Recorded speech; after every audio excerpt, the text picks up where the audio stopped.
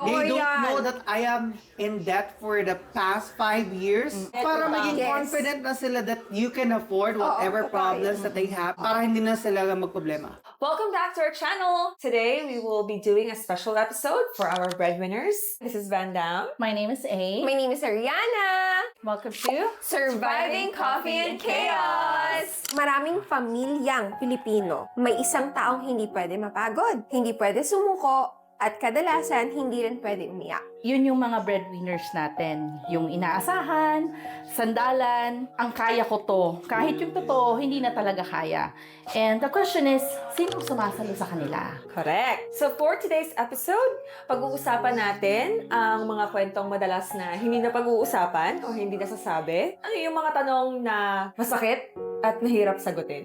Pero, kailangan. And to make this episode successful, we invited again our dearest friend who herself has been a breadwinner for a long time. And that's no other than Ramona. Ramona! Welcome! Mabuhay! Feeling ko ma-ambush ako today. Yes, naman masyado. Hindi naman masyado. Pero one thing I can promise is, nag-brainstorming kami para sa episode na to. Yes. Correct. This is a secret episode. I feel like it, ang outfit yung super summer. Buti na lang everyday summer talaga yung outfit ko sa bahay. This is my everyday look anyway. Excited namin actually. Kaya Sana masama all. yan. Correct. And yun na nga. So, the topic for today is about breadwinners. Ako naman muna. Ako naman muna. Are you ready? Oo. My first question is... Parang feel ko, Miss Universe candidate na today. Grabe, alam ko yes! ito. Ikaw ang highlight. Pinaghandaan nyo to, Diyos ko Lord. Kita mo naman yung Grabe. outfit namin for Balikan. With may mga pakyu pa. Pwede ba nag-dress ako today? Hindi ko alam to Yes. Impromptu. Yes. Impromptu. So, when did you realize that you had to be strong even when you didn't feel like it? Na kailangan mong mag-step up. Oo. Sa family mo, sa Kasi syempre, sarili di ba, mo. hindi naman talaga, like, no one appointed you to be the breadwinner. Breadwinner. That's right. Growing up, we're a sibling of 7. Pang-ilang ka dun sa 7 na yun? I'm the third son. The junior. Kaya naging junior ako, I feel like yun talaga yung norm. If the third son is a boy, junior. Are you really a boy? Pasalamat ako sa pamilya ng lola at lolo ko. Medyo manipis ako. Thank you for the genes. If I have to relay our family's background, my mom is a businesswoman, so has a lot of careers, especially sa supermarket sa Digo City. I am originally from Digo City, Davao del Sur. And my dad is a supervisor of PLDT. Growing up, medyo meron silang mga alalay. Someone is assisting them. And then ako, hindi naman ako medyo nafo-focus kasi middle child nga. Yun yung, I feel like it as a middle child, yun yung experience ko. Which is common on my own. for other kids. Ay, as in? Yeah. So, when did actually. you parang talagang nasabi mo sa sarili mo na I really need to have step to up? step up. It's not a shade, but kasi even if yung parang nasa teens na kami, ako yung parang nakasecure ng first job. Pero I mean, like, why did you have to step up as a breadwinner? Like, when was The time. Oo, when was Ano the yung time? trigger? Ano yung trigger? Parang no one is obliged to do it. I'm telling it now because we're all matured anyway. Yeah. So I'm telling it now na no one is doing it. Nung time na yun sa maturity level namin. So I was the one who's actually working. And I was the one who has a job na meron talagang binibigay sa akin ng weekly salary. So back then, considering na I wasn't really supported kasi we're very challenged financially. So wala akong financial na support, yung nag-college ako, kaya nag-stop ako, and I was like doing the pep talk with my professors to actually do those examinations kasi sa UMDigo City. Have to make sure na meron kang yung perm receipt that you Permit. paid. Oo, Yung permit. permit. to do the first term examination, Oo. second term examination, third. Kailangan yung mapirma sa Yes. clearance, cashier. Para Correct. You have to secure that Pero before pag you take wala kay yung... vibe. Alis ka sa room, you cannot take the examination. I was able to do it up until the second examination. So parang I think. pinipeptalk mo lang lahat. Oo. Para mag-isang ka. If you don't actually see it to me, I am not really extroverted. Oo, yeah, we know. It's weird, but you can see me now very outgoing and whatnot, but I'm not really extroverted. So, parang yung trigger mo to step up is financial din. Yes. Because of our status in life, I have to develop that type of personality na hindi pwede maging introverted ka, girl. Kailangan mo kailangan makisalamuha. Kasi that's what's happening in your life. You get the best of worlds if you are bonding with everyone else. Whatever environment you're in, Circumstances school, are... work, Oo. peers and whatnot, kailangan. you have to do You it. have to and step I up. have to step up. And that is something they have to overcome. What triggered me pala to be the one, I heard that my father is also the breadwinner of their family. Back then. And being, okay. So, medyo naging professional yung father ko sa profession niya up until the time that he can actually provide for the family and Okay. so on and so forth sa siblings niya. Yes. So, while building their own family, pinapatapos niya rin yung mga siblings niya. So paano yun? Sorry. I guess I just want to understand like the whole timeline, no? Kasi you said na naging breadwinner siya for his own immediate family members. Correct. So paano yung kayo? Kayo ba yung parang na-compromise? Ganon? Hindi naman. Because we were living a very good life. Okay. So, my next question, Wang, is, do you ever feel like your worth is measured only by what you provide? As a breadwinner, nasusukat ba doon yung nabibigay worth mo? Yung, kunyari, bigay ka nito sa kuryente. O, ikaw na. Siguro ito yung parang nasa puso ng lahat ng mga breadwinner na you're giving it your all aside from finances, emotional support, but Yes. it's undervalued because they tend to actually get used to it. Correct. Nasanay sila that you're doing it. Yes. Parang entitled na sila. So you felt like hindi valued, Undervalued, yes. undervalued ka. Who are you outside of being a breadwinner? Sino ka? I think I am still the same person that you used to know. It's just that medyo mas open ako because back then, nangangamo ka. Parang gano'n. You have to make sure na anong gusto nilang marinig, yun lang dapat ang pwede mong sabihin. Correct. Unlike now that I am free, I'm no longer a breadwinner, I was able to express myself more. If I don't like whatever it is that you're doing for yourself, for your life, for whatever situation, I can already say You it. can say no. Yes. You already set boundaries Oo. na. Parang may ganun. Parang, I don't like this person because ganito. I don't like the action that you took in this scenario because yung parang ganun, magiging open ka na. Because noon parang, I can say okay ako sa'yo or hindi ako okay sa'yo. Kasi hindi ko alam kung ano ang magiging reaction ng mga amo mo. Yung amo mo. Kasi you're holding back. Kasi, Hindi pwedeng mawala. Yes, Hindi hindi pwedeng pwede. mawala yung Parang trabaho mo. magiging balimbing ka, kumbaga. Kasi nga, girl, madjudge ka. What if ayaw pala nung amo mo yung actions and words that you utter? So, And hindi pwede. This speaks a lot, no? Kasi now that I heard that side of the story or you really that first perspective, now you know kung bakit ang dami nagtitiis. Totoo. Yung ba tipong kahit parang inaabuso na sila sa work, tiis pa din ng Tiis tiis. pa rin. Kasi, nga, kailangan. May kailangan. reason. May reason sila. Hindi May pwede. deepest why kasi sila. Correct. Na akala natin okay sila, pero sa loob nila, may malaking hugot. Kasi kailangan ako ng kapatid ko. Oo, kailangan. Kailangan ako ng mama ko na may sakit. Kung may sakit. Kailangan ako ng tatay ko na nagme-maintenance. Kailangan ako ng anak ko Na may project. na may project. Kailangan ako ng asawa ko. Kailangan kasi, mo bayad ng tuition fee bukas. Totoo. May mga experiences ka ba? Or may mga something that you were going through na no one in your family knew? Yes. Can Like you- 80% of it. One of it would be yung utang mo. They don't know about it. Oy, totoo They don't yan. know that I am in debt for the past 5 years. Totoo. Tapos niro-rolling mo lang yun. Yung parang bayad utang, Oo, bayad para utang. maging Yes. confident na sila that you can afford whatever totoo problems that they have and then you can just pay for it para hindi na sila magproblema. Oo.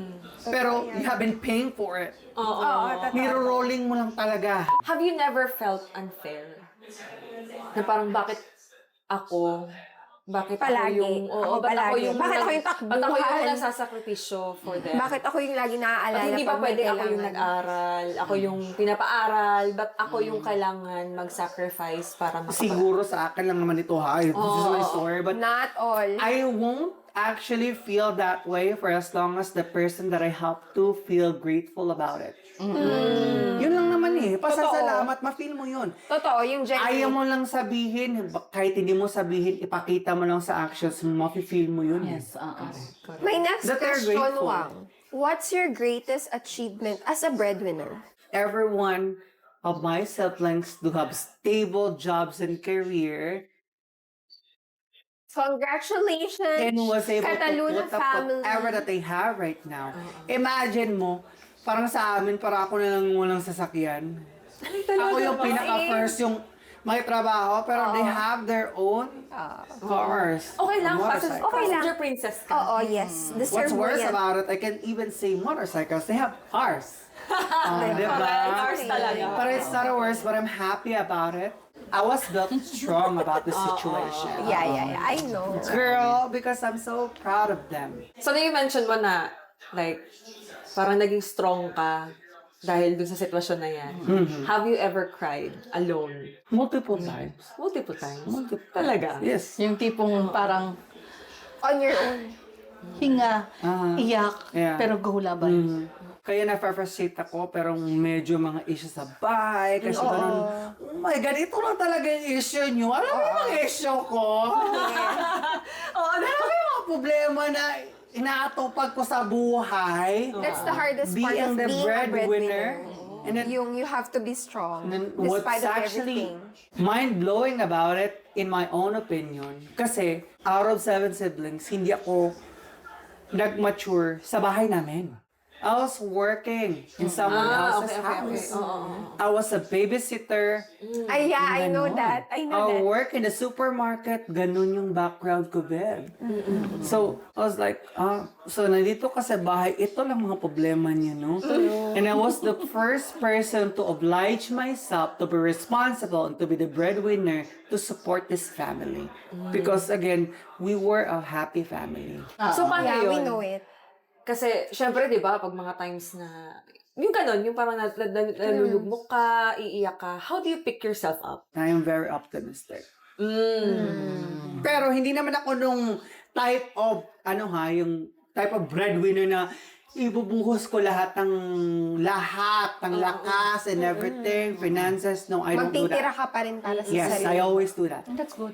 That's good. Kasi parang That should be. I am, okay, who is supporting this family? Ako. The first person na dapat maging strong is ako. So whatever I need, like financially, hindi pwedeng magtipid ako.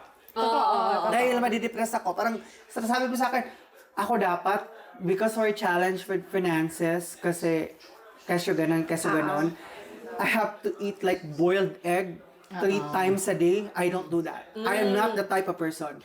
You have to prioritize yourself. Kasi pag magkasakit ka, wala kang trabaho, Sino? Sino? Tonges kayong lahat, domino kayo. Correct, Kasi correct. parang ikaw yung foundation ng bahay. Pag matumba yung foundation, Tumba lahat. tumba lahat. Tumba lahat. And you can't do that. You have to take care of yourself first. And for You can't just viewers eat na like breadwinners pancit dyan. canton, noodles, egg, unhealthy Okay. foods. Oh, kasi mura. Kasi mura. Because you have to give everything to your family. No, No. girl. You have to take care of yourself first. True. Because you That's are for the all our provider of viewers your there. family. Correct. And that's a very, very good lesson, no? Yes. Kasi mostly kasi pag breadwinners talagang bigay lahat. Oh, parang bigay In lahat. a Filipino setup, ganyan talaga. Kasi diba, oo, yung Oo. tipong maglalakad na lang ako kasi para makasave ako ng pamasahe, Oo. kasi para tapos ang ending, mauulanan, may Oo. initan, Masakit. magkakasakit. Oh, that's No, I very don't do wrong. that. Correct. If you believe na parang scapegoat mo sa stressful na environment ng work mo is a bottle of milk tea, girl, may budget yan, girl. Correct. Hindi Yun lang. pwede yan. You have to take care of yourself before you can take of others. Take care of others. Yun yun. What was your dream na you have to set aside para ma-fulfill yung dreams nila? In terms of profession, I wanted to be a nurse by profession because I didn't know of that. I didn't know that too. because of the salary. Because back then, parang sa Para nauso kasi poverty pa rin yun. Diyos ko. Kasi Trending nung kasi doon araw, ng nursing. I was able Lahat to like nursing. calculate it. Parang ang laki-laki na ng pera ng parang 50 or 60,000 na salary in a month. Sa Filipino na cost of living back then. Yes. And then, pag mag-nursing ka and you go to, I think that was UK pa New nun. Zealand. Oh, mga Parang ganon. Basically, gusto mo Yes, abroad. yes, mag-abroad. Because the salary was like 120,000 pesos. Yes po. So, Yes. meaning to say, you are super rich ng time na yon. Yes. So, I take care of people. I was an overthinker. So, back in high school, nag-red cross ako, nag-young nurse ako. We didn't Oh, know so, that young nurse ako ng third year high school, tsaka fourth year high school ko. That's my dream in order for us to get out of the poverty when I was growing up. Yun talaga yun. Balik tayo dun sa time na yun. Kasi ngayon, okay na kayo eh. Yung feeling mo that time, if you had parang a choice, would you still do it? Would you still step up? I'm kind of a selfless type of person. So parang kumbaga, if given a chance, you would still do the same. Na magbe-break Yeah, it's gonna be the same. And I don't have regrets anyway. I met a lot of good and bad people, but a lot of good people. I met you guys. I'm so happy about it. Thank you. Plastic. Thank you. Pero no, That I points to enjoyed my my next question, life. actually. Parang feeling ko rin ito yung nag-develop sa akin para maging mas extroverted. My God, kung alam niyo na talaga yung mga friendship ko ng middle school, even yung first 2 years ng high school ko, they are very introverted. Because I am really introverted. Parang ganun siya. But I have to develop it because of poverty. I have to socialize. Do you ever wish someone would take care of you as well? Yes. Kasi you always take care of them. Yes. Yes, good. How do you want to be taken care of? Like how? Like, for example, pag uwi mo, dapat may luto na ako dito. Kasi dalasan sa breadwinner, kung ano lang yung maabutan mo dyan. Oo nga, minsan Kung swerte kung may maabutan minsan ka. naubusan ka na. Naubusan ka na. Or minsan nga, ikaw pa magdadala. Correct. Siguro ako I'm like the best of both worlds. I'm like a guy and a girl at the same time. Parang ganun. We didn't know that. Follow up ko dun, yung sa if you wish na someone would take care of you. Kasi for like 10 years na nakakilala kita, I'm not sure kung hindi niya lang nakwento or what. Pero kasi, I never heard na may partner ka Oo, or never. whatever. I never heard of that. Kaya ang sabi ko, ikaw yung talagang Yes. epitome ng babaeng Pilipina. Yes. Na parang, We never kasi we know naman, di ba? Na ano. Pero, I Pero, knew nagka-partner siya, pero I knew that. he was very never, discreet. he was never- very discreet. Oo. oo, kasi hindi talaga. So, would you say na that being a breadwinner also parang hindered you To have to have a relationship? No. So, bakit yun? Na medyo hindi it's not really exposed and whatnot. Like, in this modern times na you can see a lot of... Because this is modern. I'm not raised into modern type of parenting. Yeah. Traditional. Kasi traditional I'm ka. very, All of very us naman, I traditional. think it's traditional. Sa Pero So, kasi, ano yun? babae kasi So, siya. ano yun? Yung tipong gusto mo ikaw yung parang nililigawan? Mga ganon? Parang ganon na type? I'm cool with that. Again, para ako kasi guy na girl, You're best. LGBT. She's best of both worlds. So I'm okay if you're going to approach me. But again, parang, syempre, bakla naman ako, parang 60 to 70%, parang babae naman talaga yung puso ko. And then it's okay for you to approach me. I'm good with that. Siyempre, nagka-relationship ka naman before, di ba? So, ano yun? Like, hindi ka makapag-focus sa relationship mo? Or is that Because by you're- choice? Or is it because breadwinner ka? Circumstances. Like, how was your perspective with relationships? Siguro because of the upbringing of me being a breadwinner, parang mas maaga siyang naging matured yung mindset ko.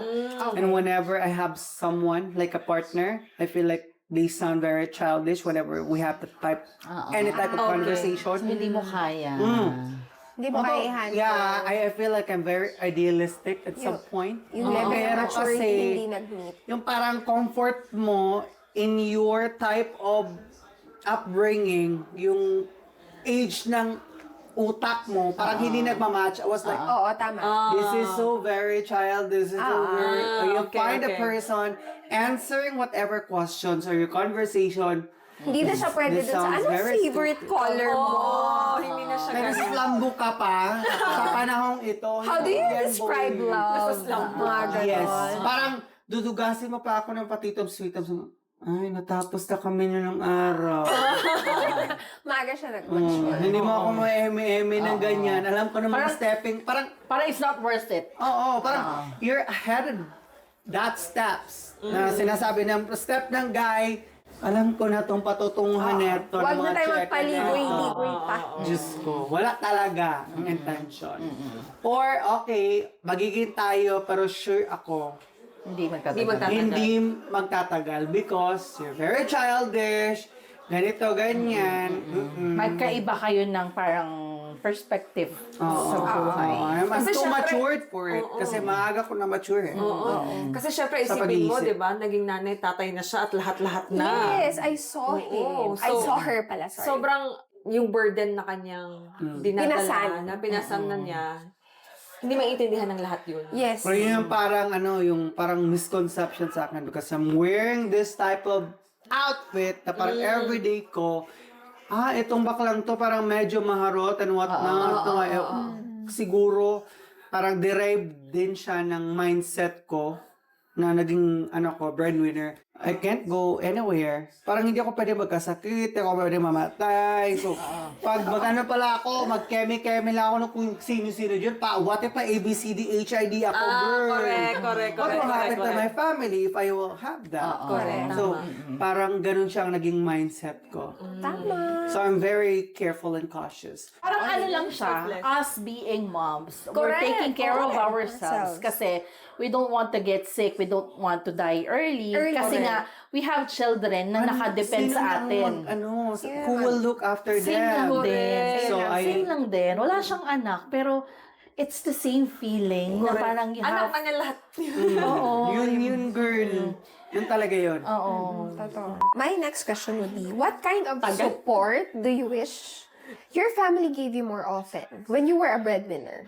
Minsan ba sumama yung loob mo sa any of your Family members. family? Oo. Like, may mga members? resentment ba? Oo, na parang ginagawa ko na yung lahat tapos ganyan kayo. Kahit minsan, sumama ba yung loob mo? Minsan. Ay, Most of the time. Sorry na. But again, Araw-araw pala. that's part of like the immaturity of it. Oo. Hindi mo naman may expect, di ba, na parang ka-level mo yung maturity ng Level up. Parang ganun kasi yon. When I started working here in Davao, it's just me. Then they have to work here as well. Kasi mas maraming opportunity dito. They have to be here. And who's going to support them? Of course, ako lang yun. Oo. Correct.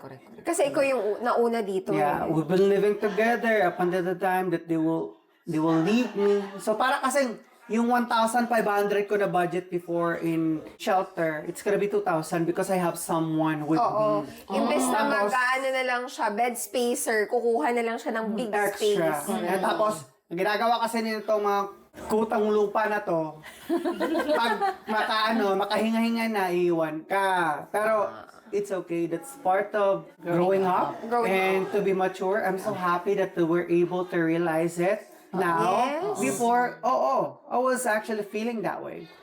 Ang bullshit ko naman na parang, wala Okay ka lang na to. perfect ng family neto. No, girl. Walang Daming ganon. heartbreaks. Magiging heartbreaks mo yan, pero hindi mo yan pwedeng iwan kasi pamilya mo yan eh. Correct. You will always go back to Yes, your family. I won't give up on them.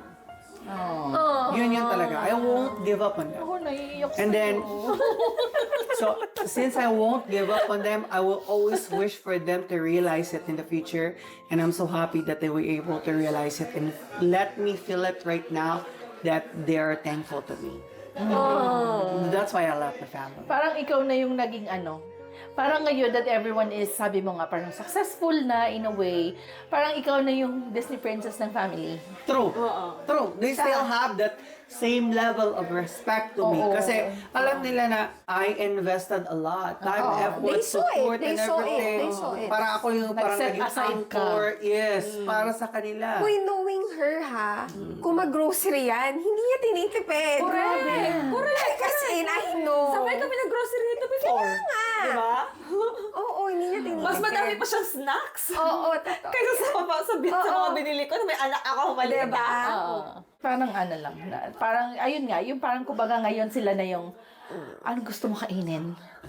May gusto ka bang Yes. Ganun na ba? Ganun na ba ngayon? Especially nung panahon na ako lang yung dito mag-isa, tapos mga kapatid mo, bunsong kapatid mo, ay gusto ko makapuntang Davao. Pwede mo naman naka-abroad. 1 hour lang naman ang biyahe from Digas to Davao City. But again, we're poor. So, it's kind of expensive back then. Agent pa ako nung araw. Naging SME ako. Was able to roam them around the city. Puntang Abriza. Piling mo naman may binili. Kinakain na naman sa McDo. Kaso ang Abriza is very lisyo. So, tingin-tingin lang. Yes, Tingin-tingin tingin lang. natin. Oo, tingin-tingin lang. Diba?